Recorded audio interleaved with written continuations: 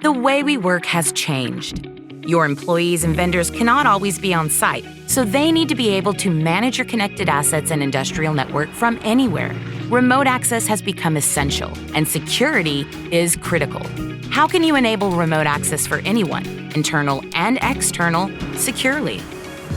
Secure Equipment Access in Cisco IoT Operations Dashboard gives operations maximum flexibility in providing the access needed to remotely maintain more types of industrial assets in distributed locations while minimizing security risk.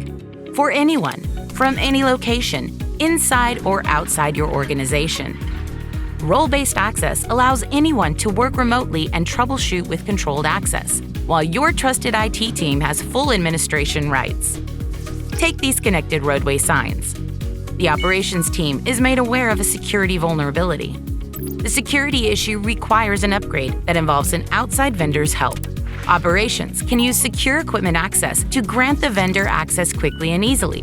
The vendor can update the road sign using just a browser, or they can be provided with direct access to upload and retrieve files from any location. No truck rolls are needed. Just like that, everything is up to date and running again. Most importantly, the granted access is all highly secure because the vendor is never directly connected without express authorization, giving you the security and control you need.